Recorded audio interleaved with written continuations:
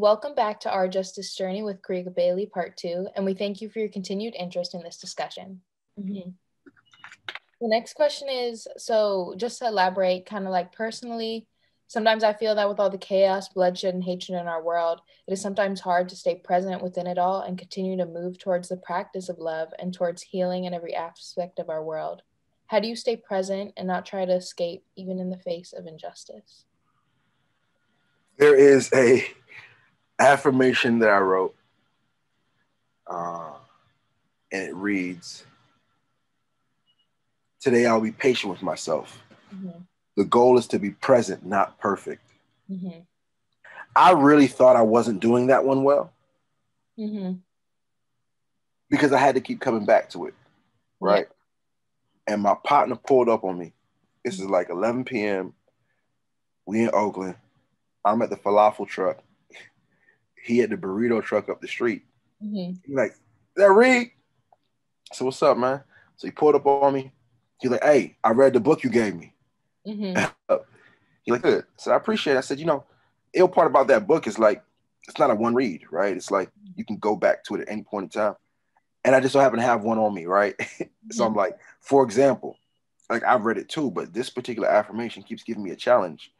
And I open it to the page that reads, "Today I'll be patient with myself. The goal is to be present, not perfect."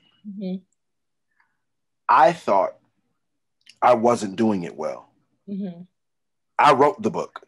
My partner, who did not write the book, pulled up on me and was like, "Yeah, if it seemed like you're doing it to me." I said, "What you mean?" He said, "The fact you keep coming to it as a practice means that you're practicing it." And I thought to myself, here's my partner informing me on how this work is showing up on me. I previously thought I wasn't nailing it because I kept coming back to it. And he said, "No, by you keep coming back to it is the practice." I'm thinking to myself, what the hell? Like, I'm blown. This is like 11 p.m. I'm not even expecting to see him. He lives in Sac, right? We just know each other. But I bring that particular affirmation into this response because with all the hatred, all the bloodshed, all the propaganda, all the, anxiety forward broadcasts, being patient with yourself is such a radical act, right? And it also helps you learn the discipline of being patient with others. It's like without practicing patience, you'll have none to give anybody, yourself or others. But if I could see that I'm deserving of this grace, of this patience, of this love, so are others. So the first thing is about the patience. The goal is to be present, not perfect. It's a mind-blowing spectrum when you realize, when you give yourself permission to be present without having to figure out if you're perfect in the moment. It's all a fleeting moment, right? It's like time is ever forward. It's just all fleeting. So like, be present with what you can. The moment doesn't come back, right? And sometimes being present looks like not being present to the propaganda and the noise. Sometimes it looks like being present with to yourself, right? Remembering your goodness, so that you can show up with it when the world is super ugly and super hateful. That you can still have your goodness. You don't want like you don't want that temperature to kind of control your thermostat, right? You want to be the thermostat, not the thermometer. So just for example, like, let's just go from COVID into political, into racially charged hate in different regions. Like, all that was maddening. It was maddening. It was like not a moment to breathe. And what I remembered in that time was massive grief calls for massive love. So that became my portion. I saw all this grief and know that it required love, because love is in grief. And the world was grieving and they didn't know that they were grieving. And we were losing people left and right. and there was no room to resolve that, and there were no. So yeah, I just made love my practice. Like when the world got craziest, I just said massive grief calls for massive love, and that's what I was making room for. Yeah, that reminds me of that quote from MLK, you know, you can't heal, like, it's like you can't heal hate with hate. You got to heal hate with love. Because when you try to heal hate with love and somebody is harmful, it's like it triggers every part of you, right? Like, just to be very honest, it's triggering not to like it's triggering to be the recipient of hate and not wanting to reciprocate that hate, not wanting to take it in at all. But it's hard. That's hard living right there. But it's a beautiful life for sure. Beautiful. Woo. Yeah. And then our next question is, at a young age, when you were growing up in Sacramento, did you see yourself becoming an equity warrior? Your questions are fire. And I want that soundbite in the interview. Your questions are fire. You're such a great journalist. Equity warrior. Here's what happened. It goes just like this, Adai, for real. I grew up South Sac. I grew up on 29th Street. Right? So my neighborhood school was Edward Kimball. Okay. And in second grade, the principal called my house, told my mom that I'd been identified for the gifted and talented GATE program. She recommended that my mom bring me in to take the test. I took the test, and I was bussed out my neighborhood. Right. So second grade was the last grade I went to school in my neighborhood. I then was bused to Pony Express. Okay. Land Park area. And I like it. You know, I'm expecting, like, you know, at that time was a Sly Park field trip. But even before Sly Park, we were going to Space Camp and Marine Headlands and exploratoriums.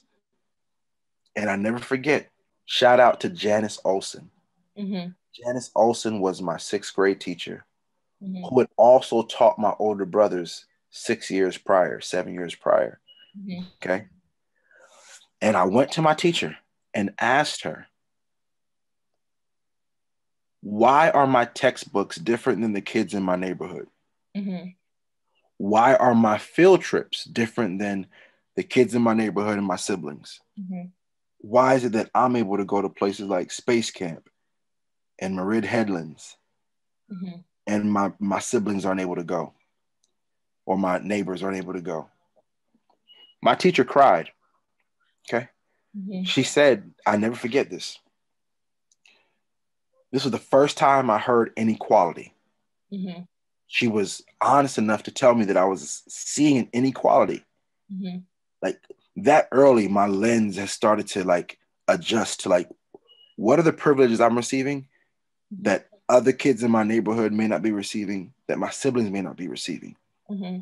So because I was exposed to inequality so early, and I didn't understand it as a concept, I didn't understand it's like this inequity, I knew that I would be spending time, and I didn't know how or how much time, but I'll be spending time trying to create access to opportunities so that the kids in my neighborhood, because you got to remember this, I only go to school on this side for a few hours, then I'm back in my family in my neighborhood.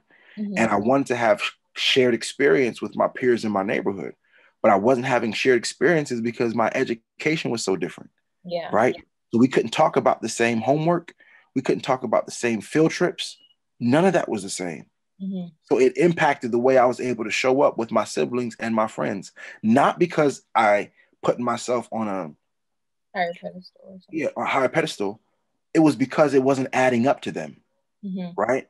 So the questions that are being asked just aren't adding up. But this is where I identify my belonging. I belong here. I belong to this community. I belong to this family. And I'm not fitting in because of the experiences I'm having at school. We're having different experiences. So I named that because literally as early as like 5th or 6th grade, my lens on inequality was starting to be like developed, and I had no reference for what I was experiencing. So I knew very early that I was interested in a redistribution of resources and opportunities. Mm-hmm. I didn't think I was smarter than my peers or my siblings. Yeah. My older siblings were the ones that helped me with my homework, right? Mm-hmm. I had one particular brother who was a great mathematician, and he Mm-hmm. helped me. Granted, he was older, but I thought he was the smartest person I knew, Yeah. right? And he didn't have opportunities that looked anything like mine. Mm-hmm. You get what I'm saying? Yeah. So that the question started to spin in my head. In my early teen years, I would participate in giving, participate in sharing information, ideas, resources, experiences. Mm-hmm. Um, and that led me, I'm giving the whole timeline, but that led me in high school. I knew I wanted to go to HBCU. Mm-hmm. And when I went to Hampton, I studied sociology.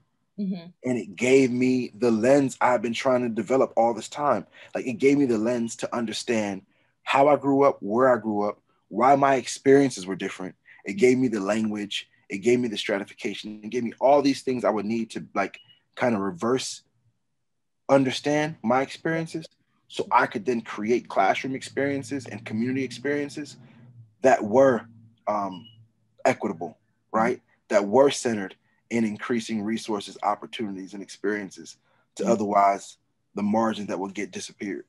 So like it literally has been embedded in me that long. Mm.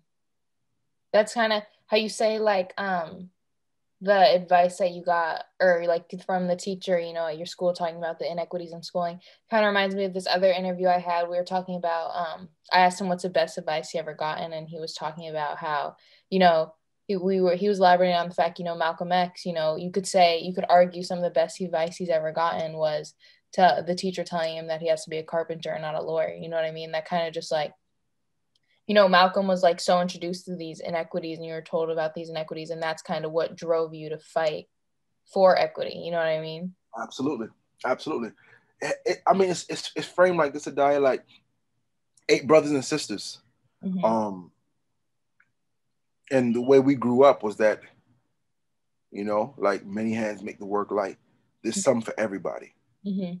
So in the first orientation of like this equity warrior, it was making sure that my siblings had access to, Yeah. right? It started in the house because Mm-hmm. that's the way my mom and my dad raised us, Mm-hmm. right? That you take care of your siblings.